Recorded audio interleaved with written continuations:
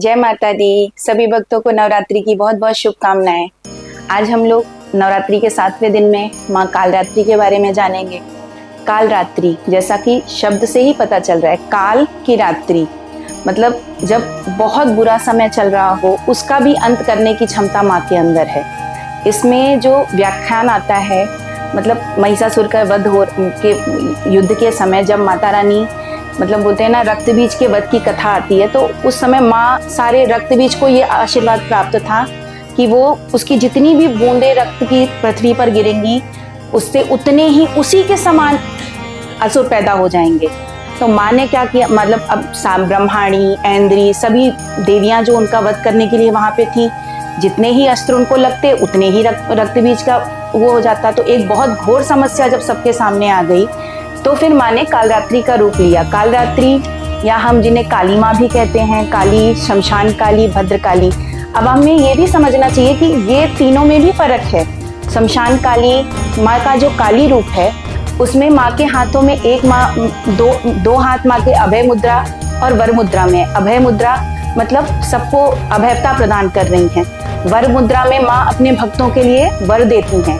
और माँ के दो भुजाओं में, एक भुजा में कटा हुआ सर है या आप कहते हैं कि कांटों वाला वो हाथ में माँ ने त्रिशूल धारण कर रखा है और एक हाथ में खड़ग ले रखी है माँ ने। ये माँ का काली रूप है, ये सौम्य रूप है। हम बोलते हैं ना सुहाग का भी प्रतीक, क्योंकि ये माँ पार्वती का ही अंश है, तो इनकी भी पूजा हम सुहाग के लिए भी करते हैं।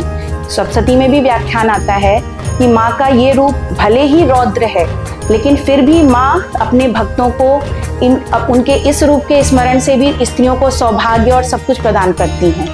अब आते हैं हम शमशान काली। शमशान काली, आजकल लोगों में ये भी मिथ है, लोग मतलब शमशान काली और काली को सेम समझने लगे। शमशान काली जो होती हैं उनके हाथ में त्रिशूल है, वो फर्क है। वो पूजा हमें घर में नहीं करनी चाहिए, वो हम सौम्य रूप में माँ की काली की पूजा कर सकते हैं। भद्रकाली का जो विषय आता है, इसमें आती है सीता माँ और राम जी की जो कथा आती है, उसमें राम जी सहस्त्र रावण के वध के समय उनसे सहस्त्र रावण का वध नहीं हो रहा था। जैसे रक्त बीज था, उसके रक्त से जब रक्त की बूंदे पृथ्वी पर गिरती थी तो बहुत सारे रक्त बीज आ जाते थे। सेम यही आशीर्वाद सहस्त्र रावण को भी प्राप्त था। तो उसका वध करने के लिए सीता माँ ने अपने उनसे केशों से भद्रकाली को प्रकट किया था।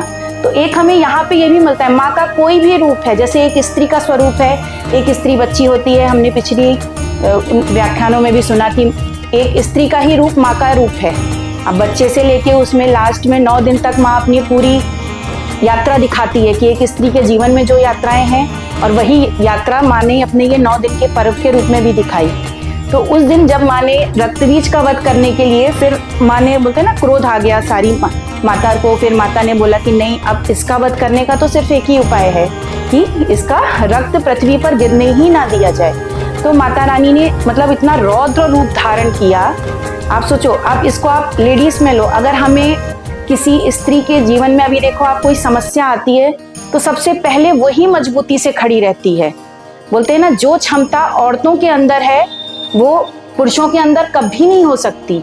क्यों? क्योंकि वो हम सब शक्ति के ही स्वरूप हैं। तो इसलिए हम लोग, माता रानी ने वहां हमें धैर्य की, साहस की, मतलब बोलते हैं ना अभयता, हम अपने अंदर अंधकार का नाश करें और धर्म पथ पे रहें तो हमें कभी भी डरने की जरूरत नहीं है। फिर माँ ने वहां पे रौद्र रूप धारण करके, मतलब एक होता है ना माँ का तामसिक रूप, मतलब इस रूप में, काली रूप में माँ का, पार्वती का तामसिक रूप सामने आता है कि माँ ने किस तरह से असुरों का रक्तपान किया और फिर इतना क्रोध में वो आ गई कि उनका भी वध करती ही चली जा रही थी। उनका क्रोध शांत ही नहीं हो रहा था। उन्हें शांत करने के लिए फिर बोलते हैं शंकर जी ने उनके नीचे लेट गए कि कैसे माँ। फिर माँ का जो जबान निकला कि मेरे पति के ऊपर मेरा पैर पड़ गया। तो माँ ने बोला नहीं, शंकर जी बोले नहीं, आप अभी माँ काली का बोलते हैं ना, आप पार्वती रूप में नहीं है, आप असीम शक्ति माता रानी का रूप है। इसलिए आज मैं अभी आपके नीचे आपके भक्त के रूप में भी आ रहा हूँ, कोई दिक्कत नहीं है इसमें। माँ पार्वती को जो ग्लानि थी भगवान ने उसे भी कम किया, असुरों का वध किया। अब हम नवरात्रि में जब 7वें दिन में पूजा करते हैं तो हमें माता रानी का जो मूल मंत्र है, ऐं ह्रीं क्लीं चामुंडाय विच्चे, माता रानी का ये मंत्र जपना चाहिए। इसमें क्लीं जो है वो माता रानी काली का ही रूप है और हमें माता रानी को कोशिश करनी चाहिए इस दिन कत्थई रंग की, स्लेटी रंग की चुनरी ओढ़ाएं, या माता रानी का साड़ी अगर हमारी क्षमता है तो हम साड़ी भी पहनाएं। महिलाएं स्वयं, क्योंकि वो भी स्त्री का ही स्वरूप हैं, वो इस दिन कत्थई रंग की या स्लेटी रंग की साड़ियाँ पहने, माँ को गुड़ का भोग लगाएं। जो भी नैवेद्य आपके पास है वो श्रद्धा से आप माँ को अर्पण करें। माता रानी सभी की मनोकामनाएं पूर्ण करें। जय माता दी।